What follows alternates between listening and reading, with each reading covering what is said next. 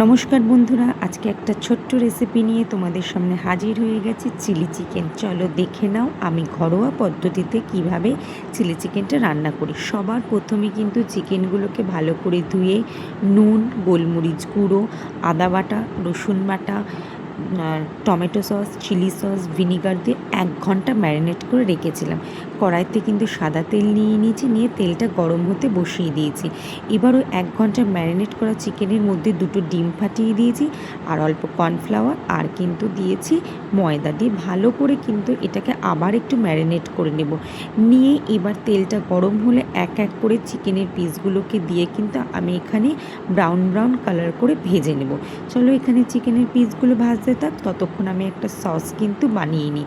একটা বাটির মধ্যে আমি নিয়ে নেব tomato sauce, chilli sauce, soya sauce, vinegar, আর একটা হচ্ছে ঝাল লঙ্কার গুঁড়ো, আর একটা হচ্ছে কাশ্মীরি লঙ্কার গুঁড়ো, যেটার মধ্যে কালার হয়।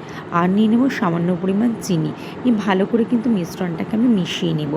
এইবার কিন্তু এখানে দেখো পেঁয়াজ, টমেটো, ক্যাপসিকাম, আদা কুচি, রসুন কুচি আর লঙ্কা কুচি আমি নিয়ে নিয়েছি। এবার কিন্তু চিলি চিকেনগুলোকে আমি তুলে নেব। চিকেনগুলো ভাজা হয়ে গেলে তারপরে এক এক করে ক্যাপসিকাম, পেঁয়াজ, টমেটো দিয়ে ওপর থেকে কিন্তু রসুন আর আদাটাকে ছড়িয়ে দেবো। দিয়ে ভালো করে কিন্তু একটু ব্রাউন করে ভেজে নিতে হবে।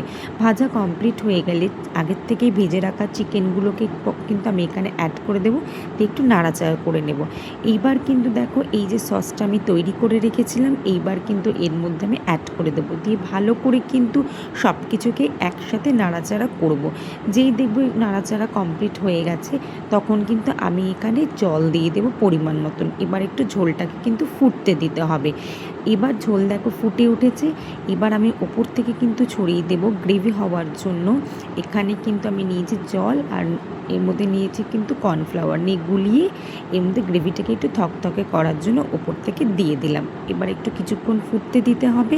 ফোটা কমপ্লিট হয়ে গেলেই কিন্তু রেডি হয়ে যাবে আমাদের ঘরোয়া পদ্ধতিতে সুস্বাদু চিলি চিকেন। আজকের রেসিপিটা তোমাদের কেমন লাগলো অবশ্যই আমাকে কমেন্টে জানিও। আর এই চিলি চিকেন কিন্তু ভাত, রুটি, পরোটা, ফ্রাইড রাইস, পোলাও সব কিছুর সাথেই খেতে ভালো লাগে।